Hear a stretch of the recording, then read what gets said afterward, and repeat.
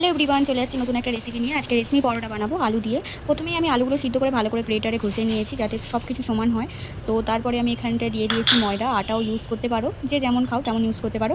তারপর পেঁয়াজ কুচিয়ে নিয়েছি, তারপর ধনেপাতা ফ্লেক্স একটু দিয়ে দিয়েছি, আর পরিমাণ মতো কাঁচা লঙ্কা নিয়ে নিয়েছি। তোমরা যেমন কাঁচা লঙ্কা খাও তেমন দেবে। আর এখানটায় গোটা জিরে ইউজ করতে পারো, আমি গোটা জিরে অতটা ইউজ করি না, তো সেই জন্য আমি দিইনি। তোমরা গোটা জিরে চাইলে ইউজ করতে পারো, ভালো লাগবে খেতে।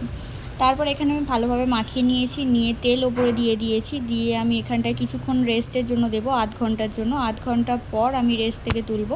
আধ ঘন্টা পর দেখতে পাচ্ছ এটা কতটা নরম হয়ে গিয়েছে। এবার এখানে ভালোভাবে প্রত্যেকটা আমি সমানভাবে কেটে নেব।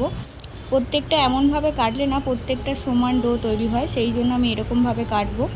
কেটে নিয়ে আমি ভালোভাবে গোল গোল করে নেব। ভালোভাবে গোল গোল হয়ে গেলে আমি বেলে নেব। ভালোভাবে বেলে নিলে আস্তে আস্তে বেলবে, কারণ পেঁয়াজ থাকে তো সেই জন্য, আর মাঝখান থেকে ফুটো হয়ে যাওয়ার মতো সম্ভাবনা থাকে, সেই জন্য আস্তে আস্তে বেলে নেবে।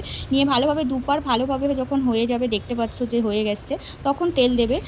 তেলটা দিয়ে দিলেই এরকমভাবে তৈরি হয়ে যাবে। প্রচুর নরম হয় এই পরোটাটা, জাস্ট ট্রাই করে দেখো। আর টেস্ট তো অসাধারণ, যেহেতু আলু পড়ে তো অসাধারণই লাগে সব রকম কিছু দিয়ে। ভালো লাগলে লাইক কমেন্ট শেয়ার করো। আজকের রেসিপিটা এই পর্যন্তই।